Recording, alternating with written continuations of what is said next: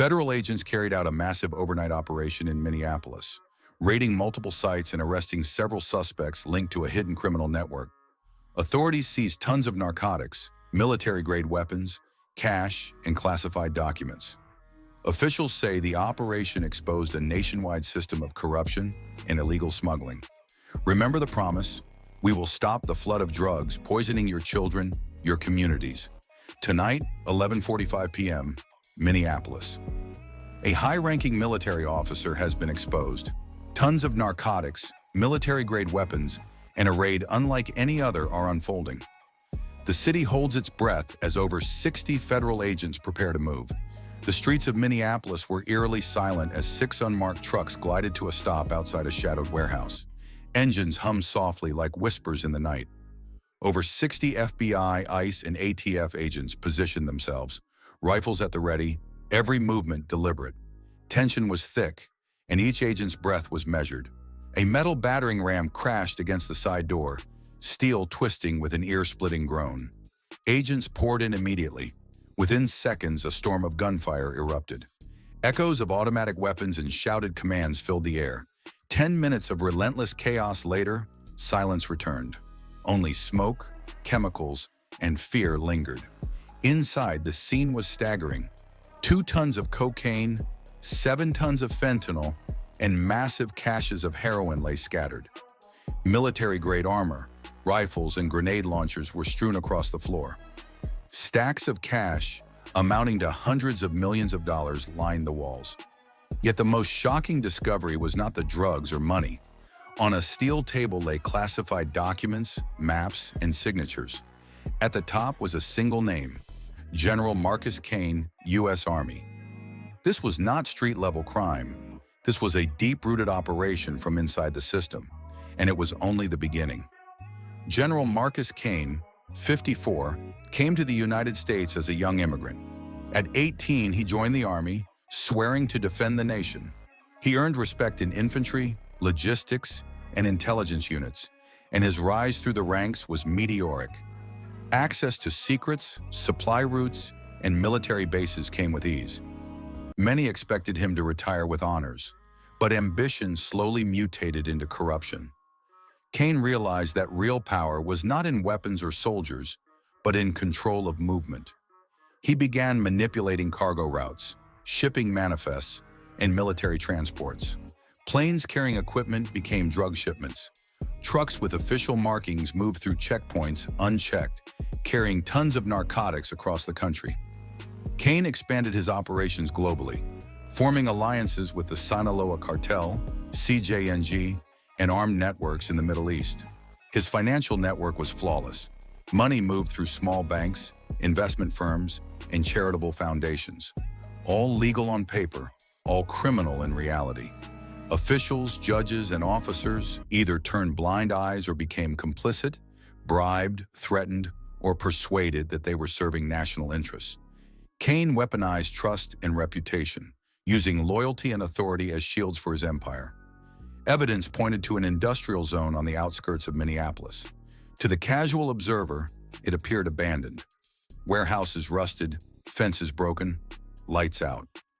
But satellite imagery told another story. Trucks moved under the cover of night. Heat signatures glowed inside. Armed guards patrolled the perimeter, alert and ready. Federal command mapped the compound with drones and live surveillance. Guard towers, armored vehicles, and hidden firing positions reinforced every approach. The White House received the report detailing narcotics seized, weapons recovered, corrupt officials exposed, and blueprints of the base. The president's words were sharp. A general has built a criminal fortress on U.S. soil. This is a threat to national security. Every asset available will take it down tonight. At 2:03 a.m., the strike commenced. Black helicopters cut low across the cold night. Drones illuminated the perimeter, marking every guard and entry point. Tanks thundered toward barricades. Sparks flew as steel crumpled under force. Agents moved in waves, shields forward, rifles trained. Explosives breached doors while flashbangs turned darkness into blinding white. Every corridor, hallway, and room tested the assault teams. Inside, the complex revealed a labyrinth of laboratories, bunkers, and storage rooms. Chemical odors burned the nostrils. Armed guards resisted, but precision and training prevailed. Behind triple locked doors lay a full-scale narcotics factory. Stainless steel tanks, conveyor belts, and racks of chemical drums. Ammunition crates stood beside tactical armor. A secondary command center displayed screens, maps, and encrypted communications. A faded photo of Cain in uniform hung on the wall, medals gleaming, shaking hands with senior officers. Behind triple locked doors lay a full-scale narcotics factory. Stainless steel tanks, conveyor belts, and racks of chemical drums. Ammunition crates stood beside tactical armor. A secondary command center displayed screens, maps, and encrypted communications. A faded photo of Cain in uniform hung on the wall, medals gleaming, shaking hands with senior officers. The fortress had fallen, yet the war had only begun. The operation exposed a wider network. Cain had disguised criminal activity within ordinary paperwork, contracts, invoices, fuel orders, and maintenance reports. No red flags for auditors, yet every document connected to his empire. Investigators discovered signatures from colonels, contractors, and government officials. Many claimed ignorance. Some admitted receiving cash. Others remained silent out of fear. One officer admitted, "You don't question a decorated general. You salute and move on." Outside the paperwork, violence surged. Industrial parks, warehouses, and military depots became battle zones. Armored vehicles with no plates moved freely. Rifles meant for war zones appeared in domestic crime scenes. Serial numbers traced back to Cain's stockpiles. Forensic accountants, cyber teams, and federal auditors mapped the financial empire. Bank records traced funds from Minneapolis to Dubai, Chicago to Dallas. Money moved through defense contractors, logistics firms, and nonprofits. Clean on paper, dirty in reality. Funds originating from U.S. military contracts had been diverted to fuel Cain's criminal empire. Influence spread quietly. Judges received donations, officials' mortgages were paid, retired officers received unexplained consulting fees. Cain's system blurred the lines between loyalty and legality. Violence followed the money. Fires, shootings, and ambushes occurred wherever funds were concentrated. Witnesses described, "These aren't drug dealers, they're trained soldiers." Raids expanded across the state. Warehouses, safe houses, convoys, and storage units were struck simultaneously. Agents executed operations in Minneapolis, Rochester, St. Cloud, Savage, and Maple Grove. Flashbangs, armored vehicles, and helicopters ensured no escape. Every location mirrored the fortress: security cameras, labeled shelves, encrypted routers, and prepared escape routes. Coordination revealed meticulous planning. By sunrise, dozens were arrested, stockpiles were seized, weapons confiscated, networks dismantled. Yet investigators questioned how many more pieces of Cain's empire remained hidden. The raids revealed a structural betrayal. Cain had used trust, uniforms, and authority to operate silently. Systems were compromised internally, not by outside threats. Government response included reforms, procurement reviews, audits, and verification layers. Vulnerabilities exposed the quiet danger of unchecked authority. Communities were shocked but safer, and federal agencies demonstrated cohesion and resilience. The fortress's fall was symbolic. Vigilance, transparency, and accountability are critical.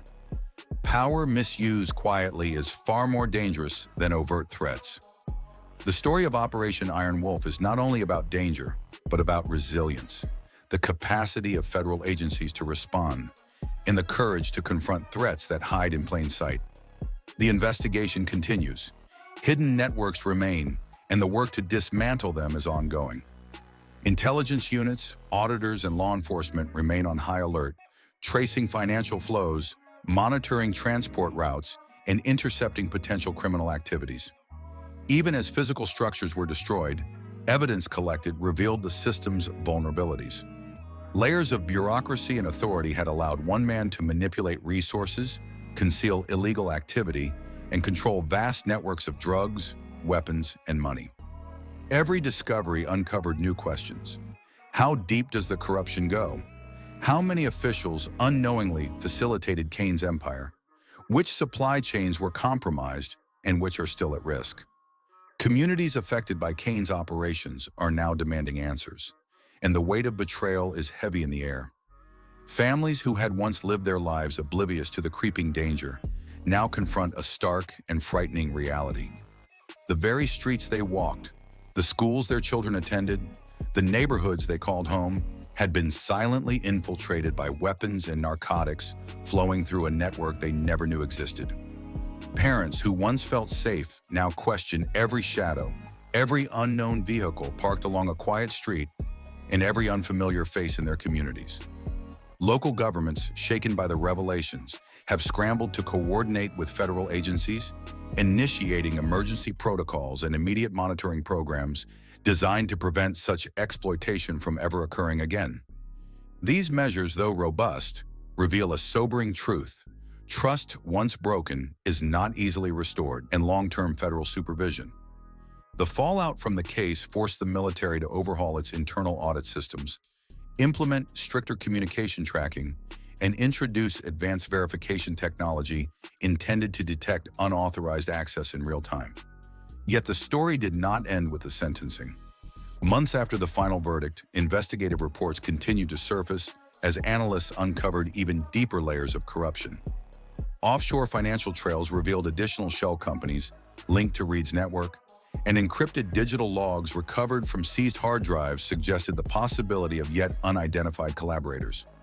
Federal agencies maintained active inquiries, determined to identify every individual connected to the trafficking pipeline. What began as a routine report of an abandoned boat had ultimately exposed a sprawling, deeply hidden criminal network, one that infiltrated the upper ranks of national defense and nearly operated undetected within the most secure institutions in the country.